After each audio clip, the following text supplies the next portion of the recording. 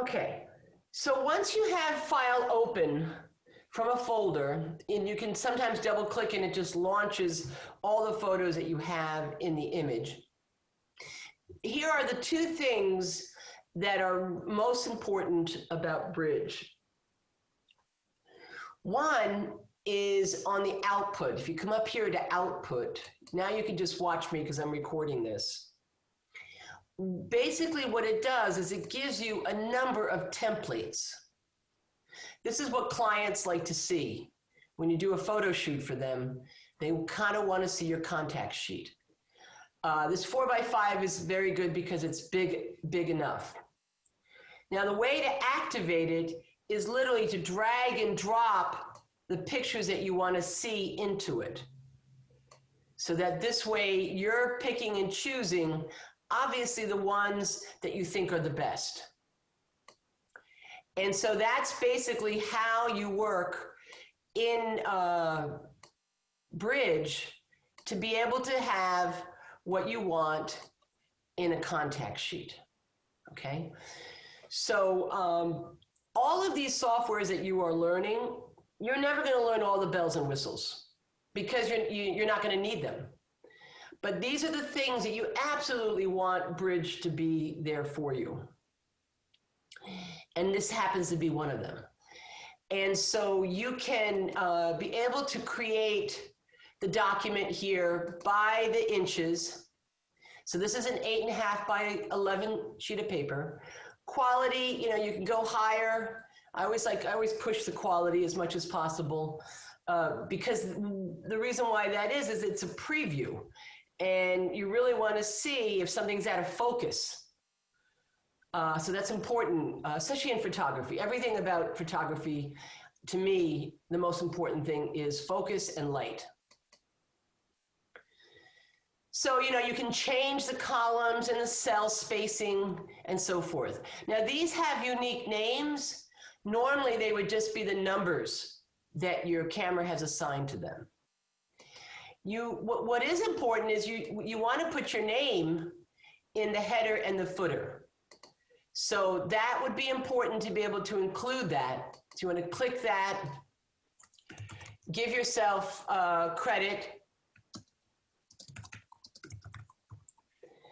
And on the bottom, you want to be sure to put a copyright. You always want to have copyright written in anything where you are, there's a way to do the symbol, and I can't figure it out on a PC. I know how to do it on a Mac, but I have not been able to find out how to do it on a PC yet. So the important thing is to remember fundamentally in digital fundamentals is that whenever you are sending someone your work, client, friends, whatever it may be sure you put that copyright on. That will save you always. And if you make a habit of it, sometimes you can save an image, so you can just drag and drop it easily somewhere in your folder, bring it in as a layer, whatever it may be. But here, this is going to make a PDF. And we'll talk a little bit more about, again, those formats so you can remember the important aspects about each format. So that is why we love this Bridge, because to do this manually is time consuming. And yes, you can put a watermark on here as well. You can select an image, and that could be an image that is your name as well. So copyright and watermarks are all good. And you know, you can make it secretive and so forth, which are what studios do. I remember I had a particular job in designing something for Toy Mattel's. I think it was for Barbie or something, I can't remember. And they covered, within the company, they covered the project with a towel. It's like, wow, secretive even within the company. So it's important to understand that privacy and copyright is into your best interest and so forth. So that's what this PDF will let you do. And then of course you can export it. And so this will create what we call a traditional contact sheet. with important information and so forth. And, you know, export to PDF, it becomes a Acrobat. So all of you should have also downloaded Acrobat.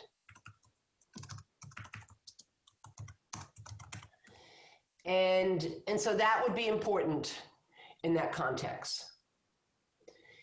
And so that's making a PDF. And here we have, and here how it launches the PDF. So this way you can circle, they can make notes, whatever it may be, to be able to add that. And that's very, very helpful in there. And so if I enlarge this, you can see it's pretty good resolution as I start zooming in. So that's why PDFs are often of high quality. It saves it just the way it is. It's usually 300 DPI, all PDFs. Why? Because it's paper. So that's the value of doing work in Bridge. Now, the next thing what I'd like us to do is to also open up your folder during break time and have the best photos that you like from the week into one Photoshop document. And this is the easiest way to do this. And this is the second, I mean, there are many things that are valued in Bridge, like your metadata. You know, it tells you exactly what everything is, so you can be sure about the size. This is critical when clients give you photos and they say, here's, you know, download from Dropbox or a cloud, download this photos, take a look at them and see if you see any problems or any concerns. These are the photos I would like to use. So this is a very good program to open that up, take a look at what each photo is, and it gives you the resolution, and it gives you the inches and so forth, and the size, and so forth. We'll have a whole session on copyright, because it's very important that the client has the copyright of the images that you're going to be working with. So that'll be another discussion down the road. It's very critical to know if your client has a copyright. Otherwise, you could be blamed. So there are a lot of legal issues regarding photography, especially artwork as well, of course. But artwork is often unique, so you can clearly see who the artist may be. But photography, you know, it's unfortunately abused because it's hard to find the photographer. So meta is really valued in Bridge. So the other one is that I want to show you is in the context is that when you select, and remember, if you do Control-Alt, you can jump to different photos, right? So if I wanted to jump to this one or that one or this one, you can do that with the Control-Alt. Now, the purpose of that is because you come up here to Tools, Photoshop, Load Files into Photoshop Layers. So whatever you have selected, it is going to open Photoshop and put all those photos stacked into layers. And that's how you begin most composites, when you're using more than one photo. Now, sometimes you might be fixing a light situation if you've taken anything with a tripod. Did anyone take any photos with a tripod? Nope. So that's a really fun thing to do. Remember, you can get a tripod for your smartphone. And the value of that, and I'll show it to you in one of our sessions, when you take a photo with a tripod and you don't move it, you can choose different apertures. If you have a digital SLR camera, a DSLR, but you can also get different apertures within your smartphone. And having a tripod lets you shoot out of focus, in focus, better lighting, lighting in the sky, lighting on the object, lighting on the foreground. You can, touch your focus and the smartphone will adjust. That's brilliant. And when you use Photoshop, Photoshop has a tool that will take all those photos and average out the light. It's pretty magical. It's like, whoa, that just saved me 5 hours. And so it takes all the different exposures of light and it merges the average of them. So it's really interesting, especially when things are focus, in focus, out of focus. It's not that easy with a smartphone, but it is very easy when you have a DSLR, which is why the DSLRs are sought after devices, because you have much greater creative control than you do a smartphone. So, but the tripod is very good. One of my favorite tripods is a unipod. A unipod is one leg. And I like that often, so I'm not so obnoxious with 3 legs in a public event, or if I'm doing something that's a little public and social. I have a unipod, which is one leg, and that keeps me steady. And that way it's one of my, and it's easy to carry. It's like a cane. It's really easy to carry around and just quickly set up. So anyway, so when I launch this, as you will see, it's now opening up a file and it's throwing everything into it. Now, the downside to this, and I'll show you where we get into this, is it has taken all the photos to the size that it is. And as you can see, some of them are pretty small, right? And this is because they are independently being brought in with the same resolution. So on this one here, this is one of my students. On this whole document, the image size is, you see, this is what would come in. So it takes the largest size, and you see it's 72. This is what usually will come in as your camera. So if I wanted this to become 300 resolution, right? Say this is for print. And do remember the difference on your resolutions is web is really, and you see the pixels. See, it's 22,600 pixels. So when you want to look at something, you can easily do this 100%. Or print size. So it really 100% shows you the print size. And, the zoom in, you can it begins to become more of a bitmap as you zoom in. But the important part is that this whole document with all these images here is image 300. So if I wanted to change that, watch what happens in this context. I would go to 150, and now I have 17, 300. It's 8 by 12.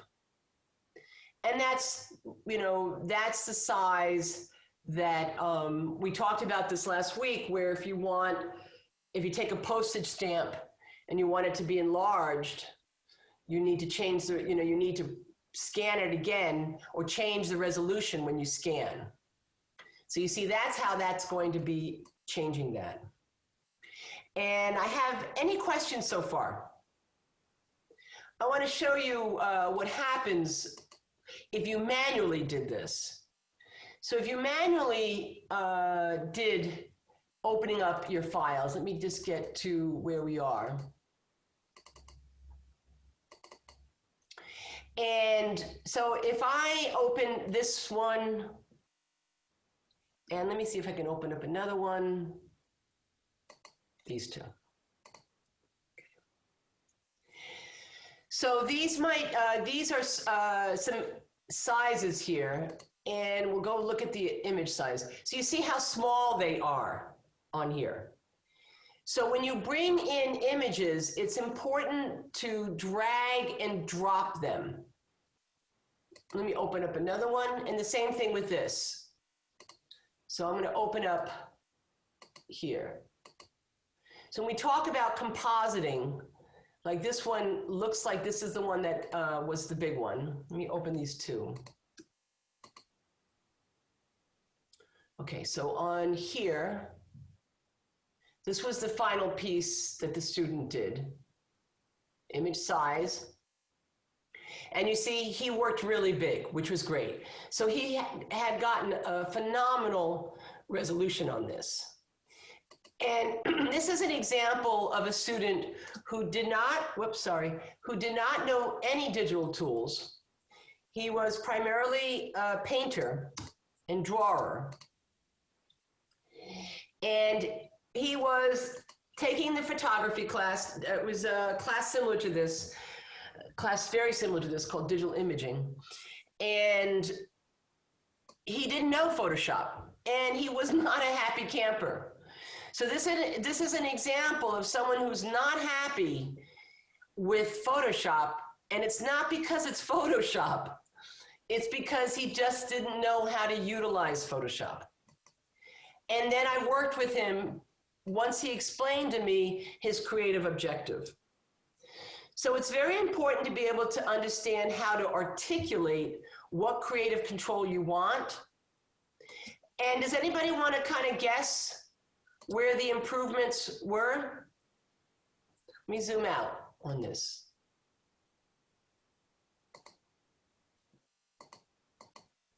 So this was the first draft. This is the first iteration. And then this one was the final. So going back and forth between the two of these.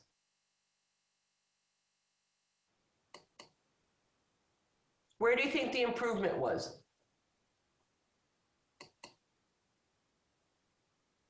Don't jump all at once.